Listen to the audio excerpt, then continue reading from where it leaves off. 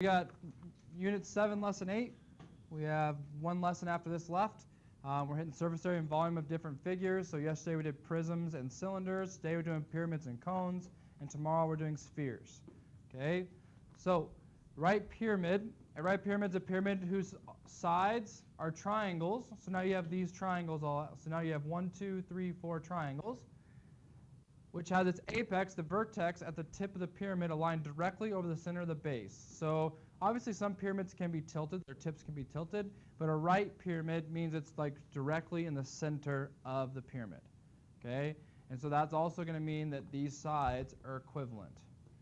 Okay? So like 6, 6, 6, 6. Okay, that's a right pyramid. Okay? The volume of right pyramid, where it comes from, okay? So Ruby designed a right prism and a right pyramid out of cardboard for her grade 8 volume assignment. The right pyramid had an identical base and the same height as the prism. So she made the box here, the same base was the pyramid. Max, her little brother, took the right prism and the right pyramid from her room and played with them in the sandbox. He filled the pyramid with sand, emptied the sand into the prism. He continued to do this until the prism was full. He repeated the process, discovered that each time he could fill the prism with 3 pyramids of sand. So essentially, a pyramid with the same base as the actual prism is a third of it, is the point. Okay? It's 1/3 of that volume. So then how do you find the volume of a prism? Well, just back to the original. The prisms from yesterday was area of the base times the height, right? So you're going to do area of the base times the height, and then what Joe said, times 1/3. That's it. That's all it's different for the pyramids, okay? So pyramids are 1/3 of the prism. Divide by 3 is the same as times by 1/3. Yep, that does work. Okay, so it's just the volume is 1/3 of the prism. That's all that goes there. So in this class, we'll be only dealing with right pyramids, so don't worry about if they're different and not right. We good? Okay, conversely, with the right circular cone, they did the same exact thing. I'm just going to cut to the chase. And a cone is a round shape in the bottom. So a round-shaped prism is a cylinder, right? What I'm saying is if you have a round base with a height, that's a cylinder. So a cone goes to a cylinder. They did the same experiment. The same thing happened. 3 of them it took to fill it. So again, a cone is also 1/3 of a cylinder. Okay, so you take the cylinder formula, and it's 1/3 of it. Same exact thing. So a right circular cone has circular base and has its vertex directly above the center of its base. Write the formula connecting the vertical height, slant height, and the radius in the circular cone. So slant height is the diagonal height here. Height is from the center to the tip. R is the radius. Okay? So the volume of the right circular cone, again, they did the same exact experiment. What does that mean? It means it's 1/3 of the cylinder.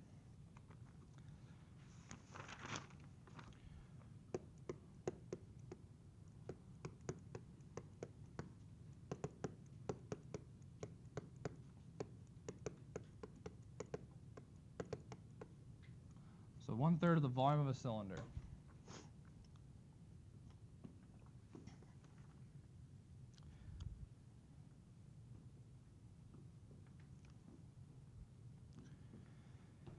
Okay, so then surface area of pyramids, area of the base plus the area of the triangle faces. That's for surface area. So surface area is a little bit different. Okay, so that means if you're doing surface area of a pyramid, you have the triangles plus the base. That's why it says area of base, so the bottom, plus the triangle faces.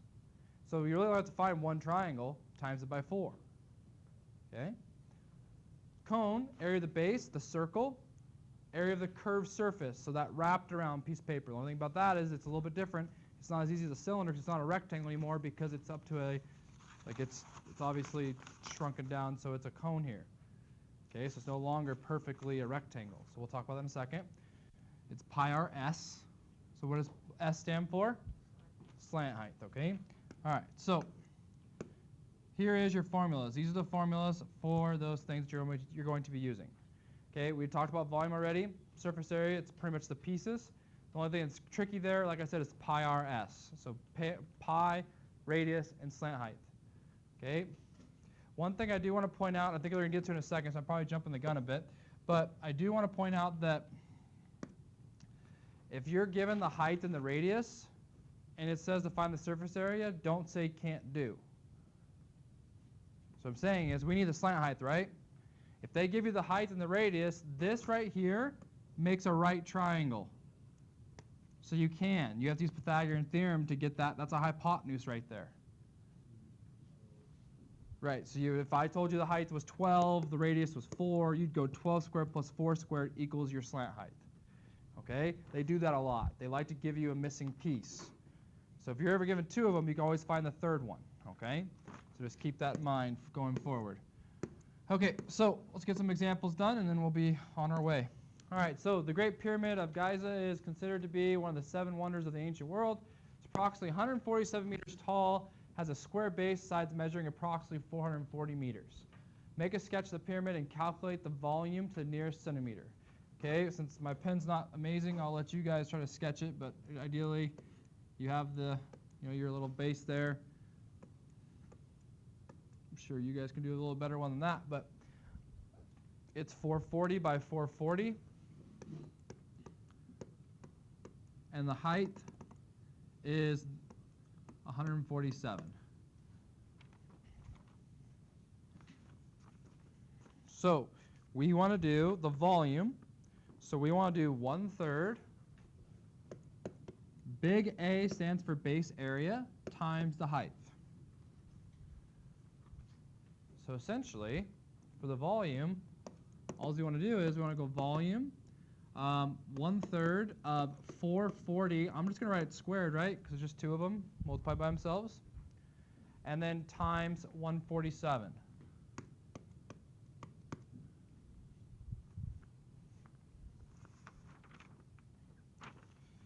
When you plug that in and calculate, you get a big number, which is quite big, 9,486,400 square meter, or cubic meters. Volume is cubic.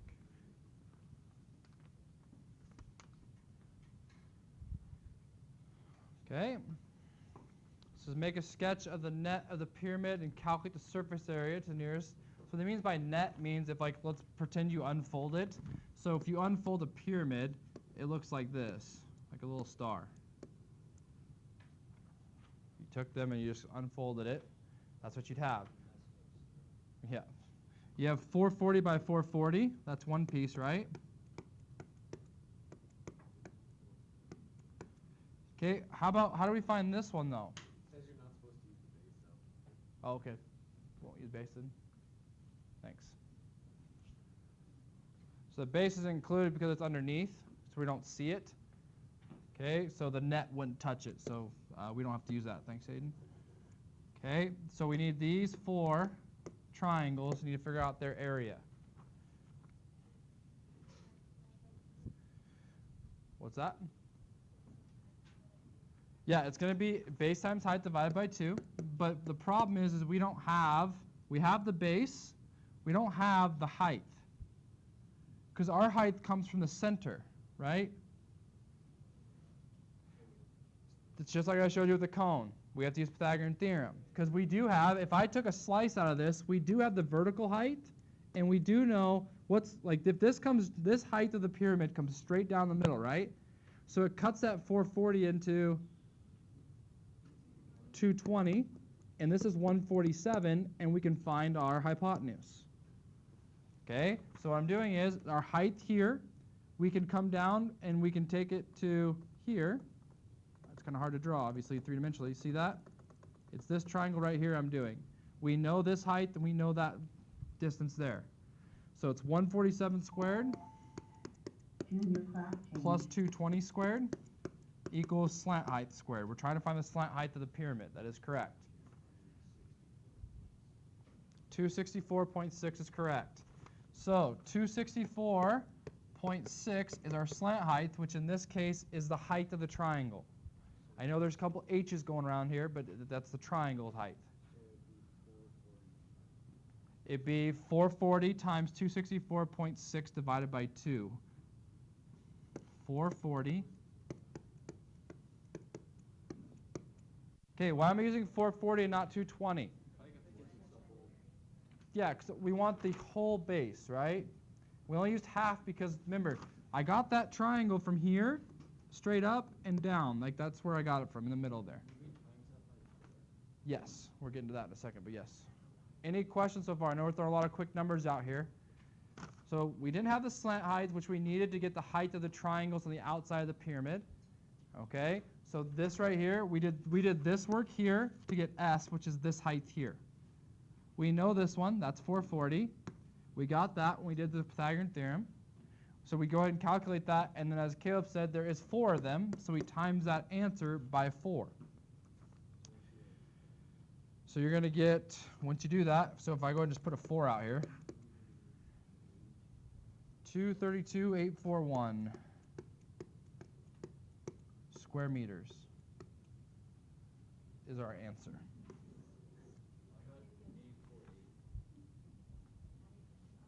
Oh, no, I'm in the right spot. B, 232. Instead of 264, I got 464 every time I did it. 264. No, should be that. Let me check it here. So if we go 220 times 264 point. Why is it 220 instead of 4? Yeah, I got that still. I got mine like a little off, like 4.8. But I know, I would put 440. How can you yeah. 220? Say that one more time. Like, you changed 440 to 220. I don't know why you did that. Like where? Did I change it? Like here? Yeah. This is because that was to find the Pythagorean theorem. So this right here, this is all the way across, which would be 440, but that height of the pyramid only goes halfway. So when we're finding that slant height, we have to use half of the height at the base, okay? Okay, so now it's important to understand this. Again, what they did to make theirs more exact is that instead of putting this rounded decimal, because by Caleb putting this rounded decimal, which is still fine, it made his off of what the book got. Because the book, they did this. 440 times root 7,009. No, 70,009. All over 2. That number came from this. When you do these, you get 70,009 equals s squared, and so you square root. So if you leave it like that, remember, that's exact form, remember? It's exact form. If you calculate that and round it, then you're going to get off of this. Okay? So if you want exact, then don't put that in there. Put one more 0, 70,009 in there. Square root 70,009. You just keep it that way. Okay, remember, every time you round, you're going to be a little bit off. Okay, so if the directions say, hold on, nearest square meter, if your work shows that you rounded to like the nearest tenth and didn't say you couldn't do that, it'd be fine. But if I say leave an exact form and give an exact answer, then you'd want to be able to get this really closely. Okay, if you're off by 8 or so, that'll be off a little bit, okay? So you do need to know what I'm telling you. Don't just ignore it. Like, if I want exact, you put that in exactly. Okay? Any questions? Okay, was that your question, Hannah? Yeah, okay. All right, example 2. And then we got example 3, and then one on the back. All right, so the cone-shaped container has a height of 15 centimeters and a base diameter of 16 centimeters. Determine the volume and surface area of the container to 1 decimal place. So let's try to do this one exactly. Okay, so we know the diameter is 16, so I'm going to put 8 for the radius. Okay, we know the height to the top is 15. So we have what we need to find the volume, but we don't have what we need to find the surface area. That's where we're going to have to use Pythagorean theorem again. What's that? Yeah? We're good? Okay, so let's do volume first since that's ready to go.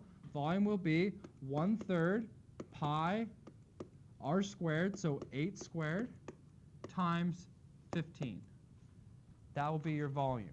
How'd you get 8 though? Half, it says diameter is 16, so yeah, radius is 8. Okay, so for that you should get 1,005.3 cubic centimeters.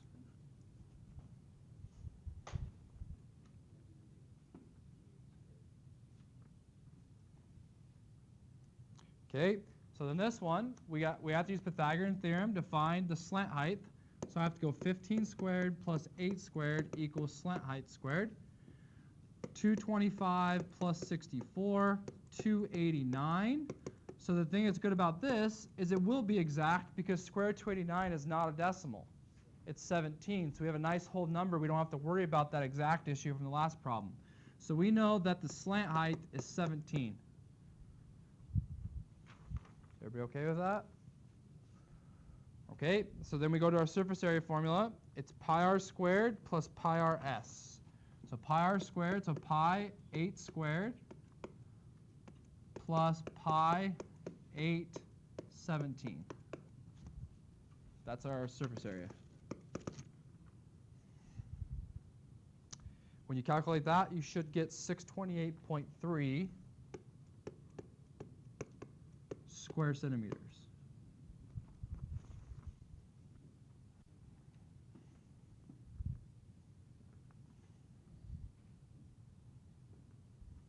Okay.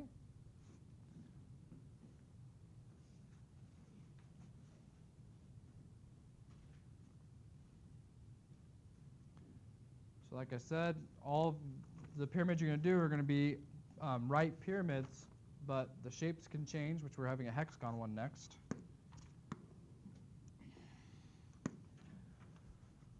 Right pyramid has a height of 20, a hexagonal base with sides measuring in 10 centimeters. Make a sketch of the hexagonal base and sketch its area as an exact value. So it's saying here, this is what we just talked about. This is an exact amount.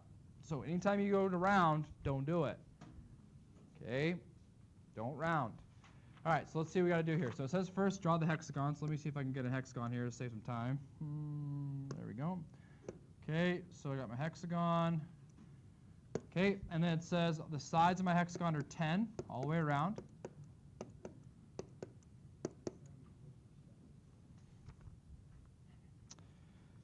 Okay.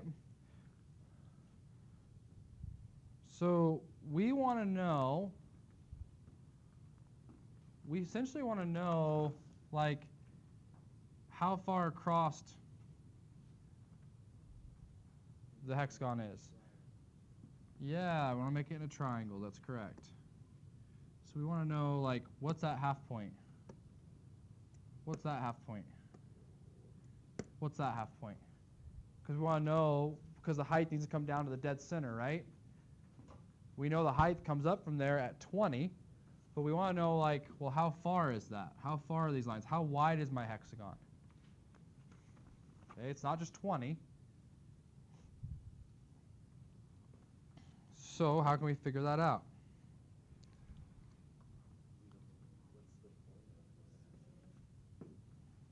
Formula for hexagon? Well, that's a little bit different. We're going to try to do it without that. You have to know what a apothem is, which we don't know what that is.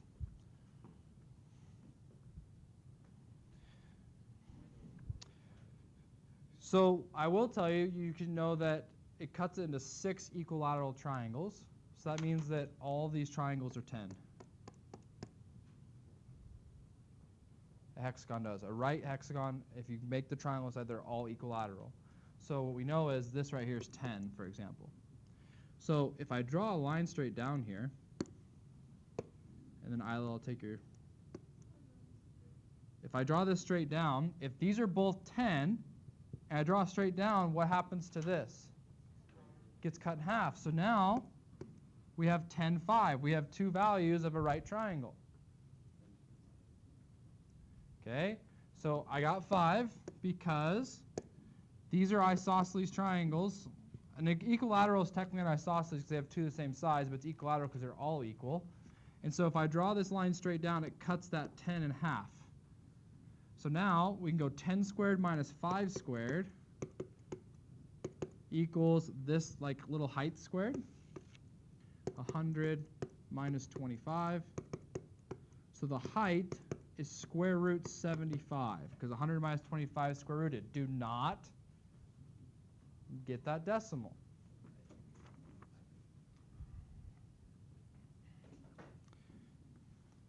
Let's see if you're ready for your cumulative quiz tomorrow. How do you break 75 down?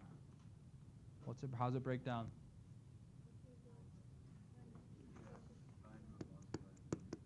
(25 and 3), and the 25 comes out as a 5. So the height is 5 root 3. This right here is 5 root 3. Okay, good. Okay, so well, the reason we did that is so we can get the area of the base. Because the area of the base is what we don't know, guys. We don't know the hexagon's base. Hexagon's a little bit more difficult. But if we get one of these triangles, what are we going to times it by? 6. That's what we're doing. Okay, maybe I didn't really give you insight of what we're trying to do. We're trying to find the area of the base is why we're doing that. Okay, so once we get that base, I'm going to go, okay, this triangle is going to be 1/2. The base is 10 times 5 root 3. What's half of 10 times 5? So one of those triangles is 25 root 3. One of these triangles here is 25 root 3. But we have how many of them? And what's 6 times 25? 150. That's the area of your base, is 150 root 3. Instead of the times 1/2, you were divided by 2. Still would work. Because you would have got 50 divided by 2, you should have got 25. But make sure you don't get decimal, right? You don't do it to the root 3. You have to keep the root 3 on there. So you can't divide the root 3. Right, because then that'll give you a decimal, and that will be out of exact. So anything with a radical, you leave. Okay, just 1 second, okay? Okay, so 150 root 3. So it says make the sketch hexagonal base, determine the area of it. So this is the area of it. That's the exact area. Okay, if you wanted to go ahead, you can write, they also wrote in terms of 260 square centimeters is what it would be roughly if you did round, but you shouldn't have. Yeah? When as soon as we got 75, I went square 75, 10 times times we divided by 2 times 6. Okay, that's fine. Just yeah, that's still fine. Just if whatever you calculate, it should be about 260. 259. Right. So you still have the exact answer. It's just not fully simplified. Okay. The pyramid is filled with water. Determine the volume of water to the nearest milliliter. So now we're trying to find out the volume of it. So it tells us that formula. It's area of the base, which we just got. So 1/3 area of the base, which is 150 root 3 times the height, which we've known, it's 20. And that's it. So we already have the volume set up. Okay. So that's going to be 50. It's going to be 100 root 3. They didn't say exact, so I can go ahead and get that decimal. And it says to the nearest milliliter, you should get 1732 milliliters. Oh, yep, you have to change that. That's right. You're right. I was like, wait a second. Okay, so this right here, 100 root 3 is in 100 root 3 is in centimeters, right? Okay, so 100 root 3, which they skipped that work a little bit here.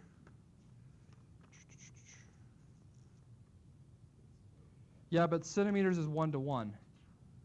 So it will be the same. So you're good, though. You're right. So I will write that step, Jose. So we have this, 1732 cubic centimeters. But remember, cubic centimeters equal a milliliter. So 1732 milliliters is that conversion. Just 2 pages back. Or not 2, I mean this a section back.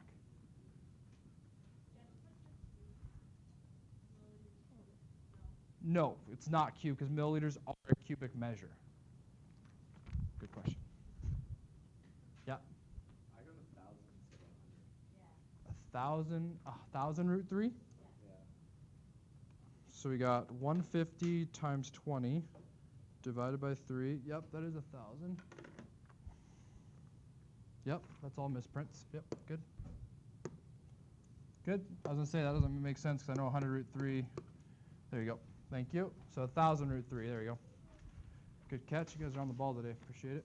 I'm rusty. Are we going to show all that? Yeah, I think the biggest thing that I'll be looking at, especially if it doesn't say exact, like when you give me answer, I'm going to be looking at this. And then your calculation being close to mine. Okay, so where are you putting your calculators? Right down. Okay, all right, last one here. Last one. Okay, use the following information to answer this example. So, problem 1, 2 cones have a radii. Remember, radii is plural for radius of equal length. The first cone has a height of 5, a volume of 10. State the volume of the second cone if its height is 20. Okay, explain how problem 1 can be solved using mental math. State the answer. So, try to use your calculator. 2 cones have equal radii, so they have the same radius.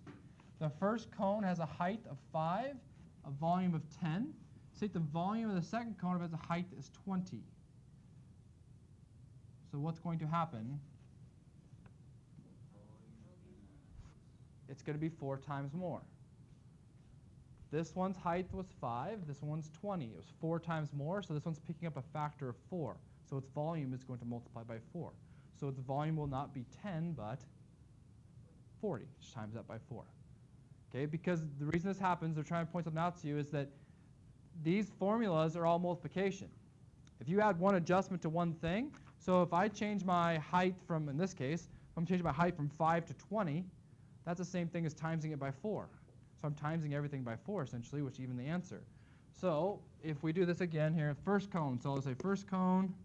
Just kind of put this out so we're all doing it out loud. You want to see it. First cone. They have the same radii, so we're just going to put R. The first cone has the height of 5, so it's pi r squared times 5. Okay, and we got 10. The second cone is going to be pi r squared times 20. So you can see they share that. That's the same. They had the same circle on the bottom. That didn't change. The only thing that changed was the 5 went to 20, which 5 times 4 is 20. So you times that by 4 to get, that's what it would be, 40 cubic centimeters. Okay, just added a factor of 4 is all. Okay. Sorry, the 1/3's out here too. We're doing volume.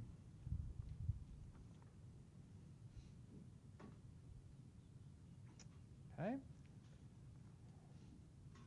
Any questions on that? They're just doing patterns is all. Explain problem 2 can be solved using mental math. So same thing. 2 cones have the same height. The first cone has a radius of 5 and the volume of 10. State the volume of the second cone has a radius of 20. So we have to go up here. Give myself a little room here. So 2 cones, same height. First cone, radius of 5. So we're going to go first cone. Again, we have 1/3 pi r squared times h.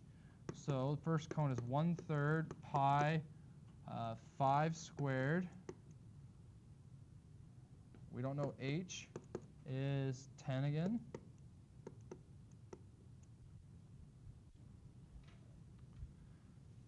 Say the volume of the second cone if its radius, they have the same height, if the radius is 20. So the second cone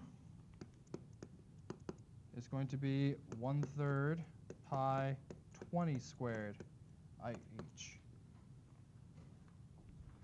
So the mental math would be this. 5 squared is what? What's that? 5 squared is 25. And what's 20 squared? 400. You want to figure out how many times does 25 go into 400? Huh? 16. So we times this by 16. That's all we have to do because that's the change. Can't you just do, because the same as we did before, 20 is like 4 times 5, and then just 4 squared.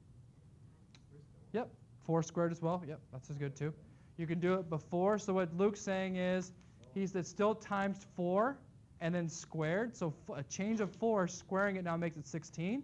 Or you can actually see what the factor is between them. Okay, that's 400 divided by 25 is also 16. So you get it both ways. So it's going to be 160.